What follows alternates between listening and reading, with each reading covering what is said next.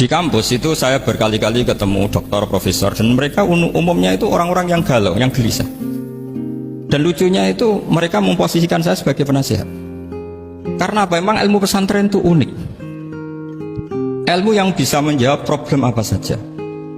Mereka misalnya tanya begini, Pak Bahak, saya ini orang kampung. Yang bapak saya itu utun, katanya. Utun itu lugu. Bisa menjadikan saya doktor, saya jadi dekan, saya jadi rektor. Tapi setelah di kota, dengan sekian ilmu yang saya pelajari dari Eropa, dari Amerika, sekedar anak saya tidak narkoba itu sudah susah. Kok ranking? Nggak dengar anak saya ditangkap BNN itu sudah seneng saya. Artinya apa? Dia sadar ternyata kearifan lokal yang dididik para kiai menjadikan anak-anaknya jadi profesor, jadi dokter. Tapi dengan ilmu kedoktorannya, orang menjadikan anaknya ranking itu susahnya bukan main. Karena nggak ada kearifan. Ilmu yang mereka anggap adalah dianggap ya, tentu tidak hakikat, eksak. Eksak saja sebetulnya tidak juga subjektivitas mereka. Kita bisa membuktikan ke khalayak ramai kalau kita tidak kalah. Khawarizm Al-Jabar terkenal di barat, Avicenna atau Ibnu Sina itu ya dengan ilmu-ilmu umum. Dan mereka fasih sekali menerangkan ilmu medis, ilmu apa, fasih sekali. Sehingga ketika sekarang teknologi katanya adanya di barat, di Eropa, sebenarnya mereka itu kagum sama Islam. Karena mereka ngakui bahwa di antara ilmu itu dari Islam, zaman Khawarizm, zaman Al-Jabar, zaman Avicenna, zaman Ibnu Rus dan sebagainya. Saya beri sekian contoh dan ini saya bilang tanyakan ke orang kafir yang paling inat, paling lacip di dunia.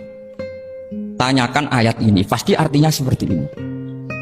Yaitu ketika ada fenomena likuifaksi, tentu kalau di Jogja kan ada grup ilmiah. Mereka tanya saya, Pak Bahak, apa ada teori manusia itu ditenggelamkan di bumi? Yang teori, bukan kasus, bukan peristiwa sejarah. Kalau peristiwa sejarah kan ada korun. Saya ditanya gitu terus saya jawab, Aamin tuman fis sama ayakhsifa bikumul ardo fa idza hiya tamur. Apa kamu merasa aman di dunia sementara pengendali langit, man fis sama itu pengendali langit? Ya siapa saja, bisa malaikat atau bisa Allah, man sing kudratu fis sama, itu ahli tafsir beda pendapat. Yang nggak beda, yang nggak pernah nafsiri gitu. Jadi yang nggak beda karena nggak pernah nafsiri.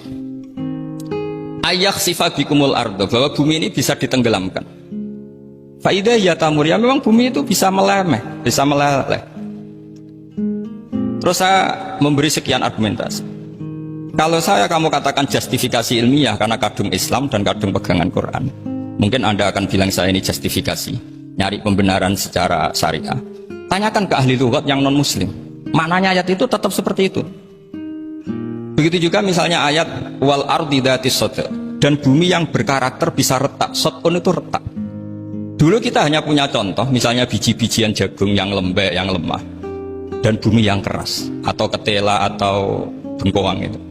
Ternyata dengan segala kelemahan ini, biji-bijian ini bisa merekah, dan buminya yang ngalah memberi ruang.